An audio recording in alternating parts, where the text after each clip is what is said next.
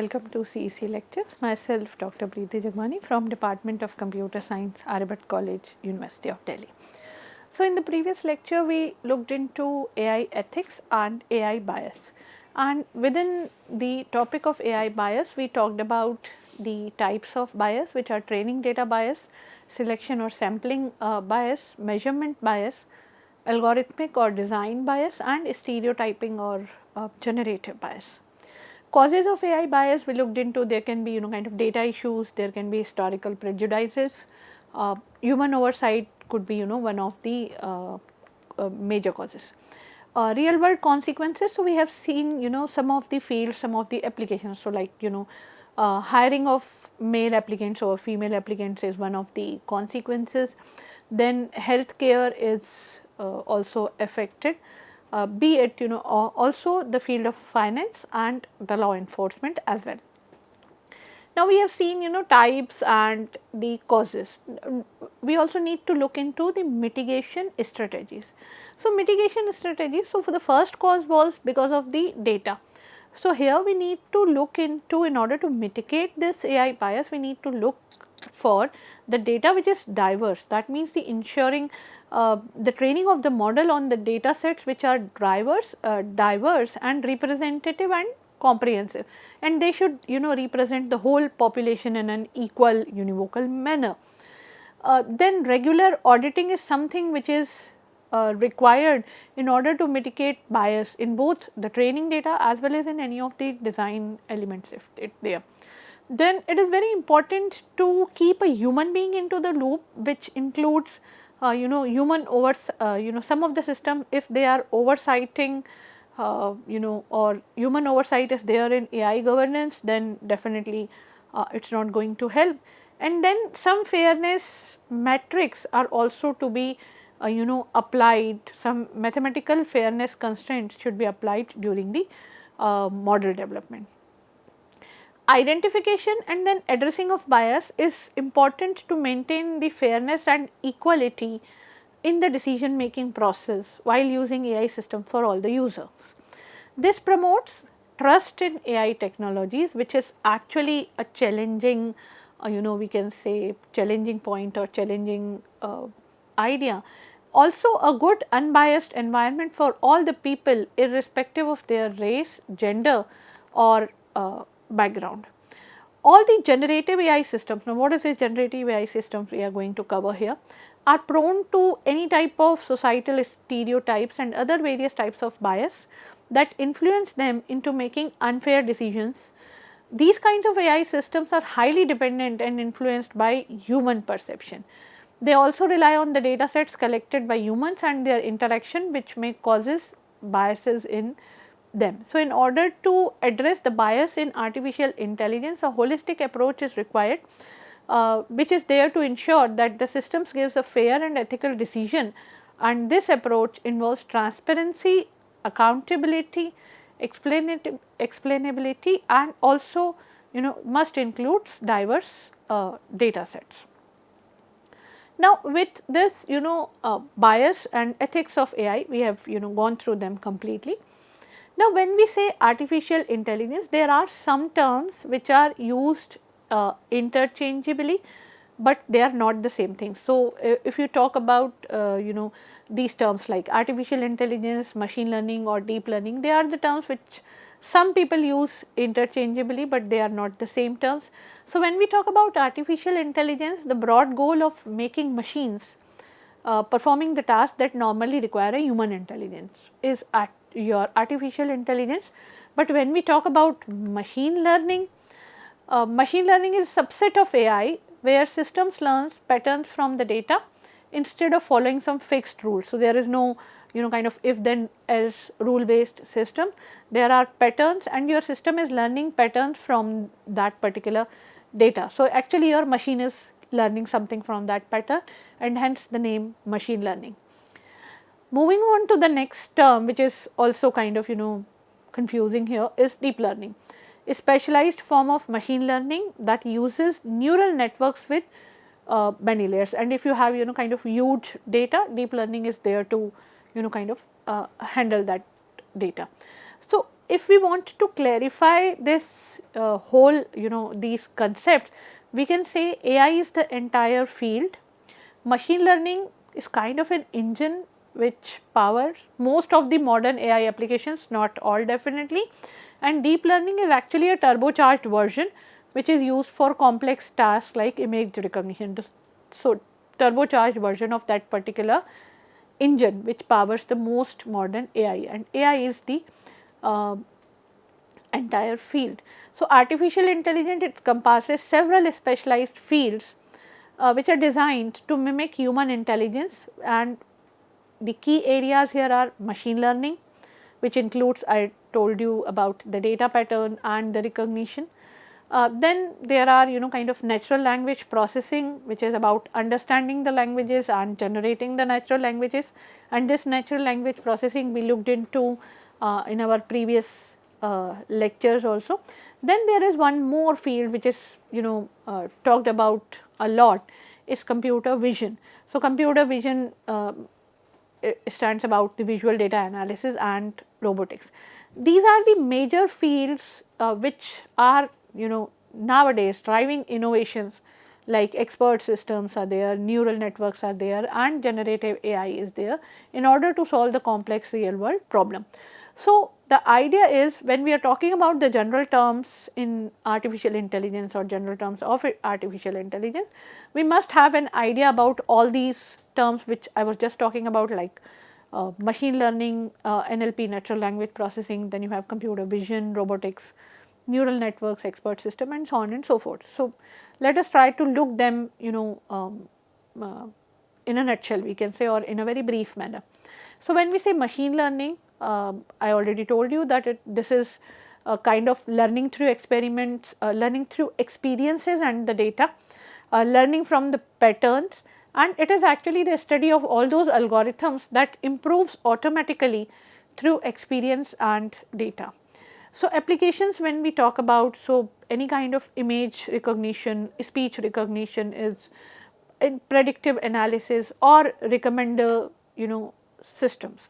Now, there are three subfields which are actually kind of very closely knitted when we talk about the machine learning. These are supervised learning, unsupervised learning, and reinforcement learning. So, supervised learning, which works on the labeled data. Unsupervised learning talks about the unlabeled data, while the reinforcement learning is something which is based on the rewards and penalties and feedbacks. So, here I am just trying to give you some very kind of a brief idea about all those fields. So that if you say to someone that okay, that AI course has been completed, so one who has completed this AI course should be having an idea about all these. What are the key algorithms in this field of machine learning? Is there are so many. So, you have decision trees, you have SVM, support vector machines, and then there are k nearest neighbors, and so on and so forth. Moving on to the next term or the next field, you can say, is natural language processing, which focuses on the interaction between computers and humans using the language, and hence it enables the machines to understand that what a human being is saying, then to interpret and generate the human language. So, basically it is about, or it is, we can say, it is a combination of natural language understanding and natural language generation both. So, these two are required when we talk about the natural language processing. So, natural language processing, what are the applications? So, all those your kind of Siri, Alexa, all these automated voice systems works on, or they use NLP. So, language translation is one of the application. Then they have sentiment analysis, that let us say, for example, on Twitter, let us say elections are going on or elections are going to happen. So, what the sentiment of people is saying, what people are talking about, are they are people talking about the X party in a kind of favorable, as a favorable party, or they are talking about a Y party. So, what is the sentiment which is going on in the digital world? Then we have chatbots, because these are the agents through which we are through which we interact using any specific language, mostly it is English. Then we have some kind of text summarization. So nowadays, let's say you have given a particular thesis, or you have given a book to a artificial intelligence tool, and you can get the summary very easily. So that's an natural language processing application. Then there are various challenges. Ambiguity can be there if it is related to kind of speech or something like that. Then context understanding is definitely required, and this is one of the example which I have taken in my previous classes also. I am standing near the let's say bank. So if bank here is a financial institution, or bank here is a river bank, so that is something related to context understanding. Then there is linguistic diversity. At least in the country like India, you have linguistic diversity a lot. So that is basically, yes, a challenge. Then there are technologies like tokenization, then POS tagging, which is parts of speech tagging, named entity recognition, and machine translation. All these technologies are used when we talk about natural language processing. Moving on to the next, we have computer vision, which involves enabling machines to interpret and make the decisions based on the visual data. So whatever kind of image they are going in, looking into, uh, some kind of facial recognition or autonomous vehicles. So autonomous vehicles are actually the application of computer vision, because through their sensors they are going to look into whatever is going on in their environment, and then they take the decisions accordingly. And need not to forget that medical image analysis and surveillance, obviously for law enforcement surveillance is required. So all these are applications of computer vision. Which all technologies are related here? One is image processing, then we have object detection, and definitely the pattern recognition is there. What are the key techniques? So convolutional neural networks, CNN, and feature extraction is also one of them.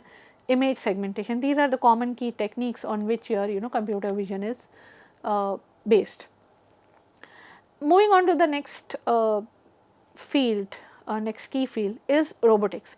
So ask a layman about artificial intelligence or the field of AI. So the first image which comes in the mind is of a robotics, is of a robot. So robotics is actually not the complete AI, but it is a branch of AI which is concerned with the design, construction, operation, and use of robots. So definitely lot much of mechanical and kind of electrical ideas are definitely required. Now what all are the applications in which a robot can be used? So many. It could be a service robot, it could be an kind of robot for exploration of space, or underwater exploration, or it could be an robot for automation, which is kind of an manufacturing pipelines, or something, or automated pipelines or something of that sort. So manufacturing automation is something in which robots are helping nowadays. And also not to forget medical robots, that we have heard so many times that robotic surgery is happening in that particular hospital or in that particular institute. So not to forget medical robots are also there. Now what are the challenges in this robotics? So motor planning is required, sensor integration is required, human robot interaction is a very challenging and field which is looking into kind of a which is facing a lot many challenges and is open for the research. Looking into the components, we have actuators through which your robot is going to act onto the environment. There are sensors through which your robot is going to perceive the environment, and these are the actuators and sensors are something which we have already covered in our very initial lectures of artificial intelligence, which was about the kind of PEAS environment, PEAS. So performance, environment, actuators, and sensors. We have seen these two topics in detail there. Then there are control systems and definitely AI algorithms. Moving on to the next is expert systems. Expert systems, when we say, they are the AI programs that simulate the decision making ability of a human expert, but not to forget that I am talking about the decision making ability of a human expert in a particular field, because when I am saying human expert, so a human can be expert in kind of some few designated fields or maybe one field or even more, but yes, some of the specific fields I am talking about. I am not talking about the general kind of decision making ability, because that again will lead us to a strong AI. So, I am not talking about a strong AI here. So, expert system basically are AI agents or AI systems that wants to kind of mimic the decision making capability of a human expert. Now, where all these expert systems are required? So, any kind of financial forecasting is happening nowadays with the help of your expert system, or any kind of medical diagnosis where you need AI to take a call for the diagnosis of a particular for a particular treatment, or for maybe a particular disease, we can say. Knowledge base is definitely required, inference engines are required, and user interface is also very critical or also a very important point of this thing. What are the advantages of these expert systems? So, consistency is there. When a human being is going to take decision, consistency will definitely not be there. Availability is high availability, we can say, and then there is replication of expertise. Moving further, we talked we were talking about deep learning. So, deep learning is kind of, we can say, closely related to the neural networks, which are the computing systems inspired by biological neural networks of brains, and the deep learning is a subset of, we can say, machine learning, or you can say it as a key field of AI also, that uses multi-layered neural networks. So, when I am talking about neural network, that means it is about mimicking, or it is about replicating the biological neural networks of the brains. Applications of this deep learning is image and speech recognition is highly kind of influenced by your deep learning. Then natural language processing is definitely done with the help of deep learning. So, when I am talking about deep learning, so that means we are using neural networks with a large number of layers. Then key concepts are backpropagation, convolutional neural networks, as I have already told you, are required. Recurrent networks are also important here, and the technologies which are already available are TensorFlow, PyTorch and Keras. Moving on to the next is your fuzzy logic, basically a form of many valued logic that deals with the reasoning that is approximate rather than fixed and exact. So, rather than fixed and exact. Let me elaborate here. So, for example, if we say 45 degree is temperature which is kind of normal, and 45.5 or let us say 46 is something which is high. So, here we are living in a watertight compartment which says 45 is normal, 46 is high. So, there is nothing like normal going towards high, or kind of less high or something of that sort. So, instead of this fixed and exact reasoning, the reasoning which deals with many valued logic, which is actually approximate rather than being fixed, is your fuzzy logic. Now, control systems require fuzzy logic, decision making systems are something which are based on fuzzy logic, and pattern recognition too. What are the advantages of having these kinds of fuzzy logic instead of the fixed and the exact ones? It handles uncertainty and imprecision in a well mannered way. Examples, washing machines, you have your fuzzy logics built into that, anti-lock braking systems, and climate control. Obviously, as I was just talking about the example, 45 is something which is low or which is normal, and then 46 is something which is high. So, kind of climate control is one field or one example in which fuzzy logic is going to be used. Then we have evolutionary computation, which is a family of algorithms for global optimization inspired by biological evolutions. So, it is majorly used in optimization problems and evolutionary robotics. Genetic algorithm is one of the major technique which is being used here, and the key concepts are selection, mutation, crossovers, and the fitness function. So, this actually mimics the evolutionary field, evolution of human beings, in which the fittest genes are selected, then mutated over there. Crossover is also going to get the most fit genes, and then there is a fitness function for evaluation. So, this fuzzy logic actually works on the survival of the fittest principle. Moving further, we have cognitive computing, which refers to the system that mimics human thought process in a computerized model. Again, the applications are healthcare, diagnostics, financial analysis, and customer services. Key features involves adaptive learning and interactive capabilities, which is definitely kind of hard to inbuilt into the machines, but yes, researches are going on.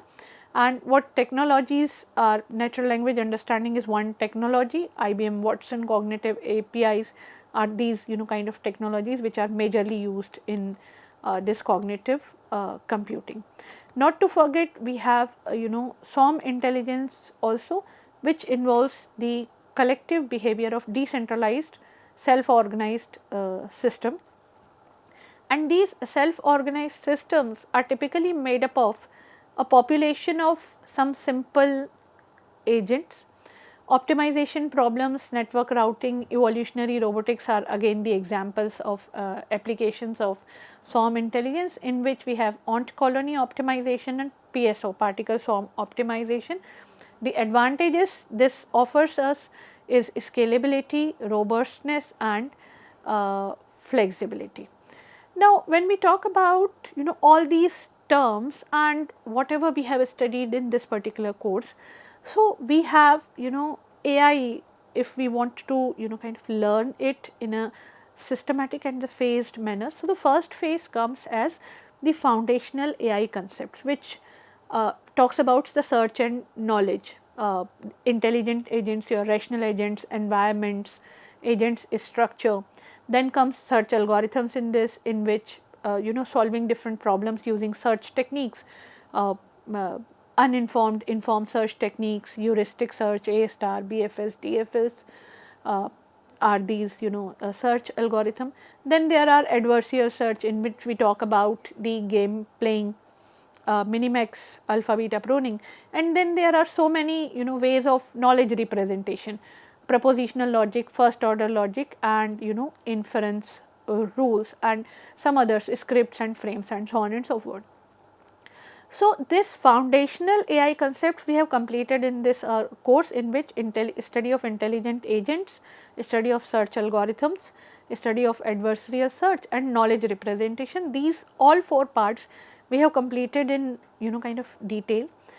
Moving further, the another course could be, or the another phase of learning artificial intelligence is going into machine learning, the core concepts of learning, in which we as we have seen, we talk about supervised learning, unsupervised, and reinforcement, and then we look into so many algorithms of regression, decision trees, clustering, then k nearest neighbor, principal component analysis, PC, and so on and so forth. And then comes their kind of model evaluation, which is about training and testing, which is about data accuracy, precision, recall, F1 score, and overfitting. So, when we get into the next phase of artificial intelligence, which is looking into machine learning core concepts, we someone has to look into types of learning, algorithm, and model evolution. Then the next phase comes of deep learning and neural networks. So, neural networks talks about the perceptron, activation function, and multi-layer perceptrons. There are deep learning models which are related to which are CNN used for computer vision, then recurrent neural networks RNN used for sequential data for NLP and kind of things.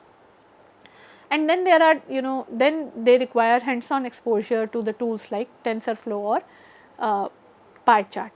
And then we talk about in the fourth phase. So the first one was the foundational knowledge, then comes the machine learning, then comes deep learning and neural networks, and finally the next comes about the modern AI, which is generative AI and large language models, which says understanding transformer models. All your all these agents are based on these transformer models.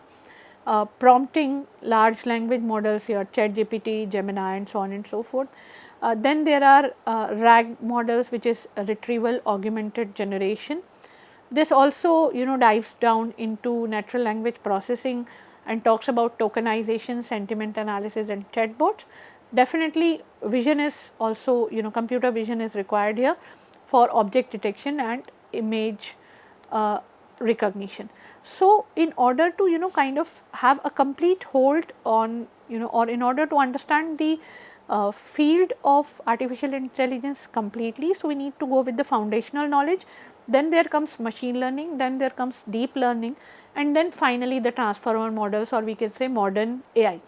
So, till this point or till today, we have completed our foundational knowledge of artificial intelligence, and here in this lecture we mostly talk about the key fields of artificial intelligence, and then what all are going to be the phases when one wants to get a complete or get a comprehensive idea about artificial intelligence. Here is a list of references which is being used for the preparation of lecture. I hope you have enjoyed this one. I will see you in the next. Till then, take care. Goodbye.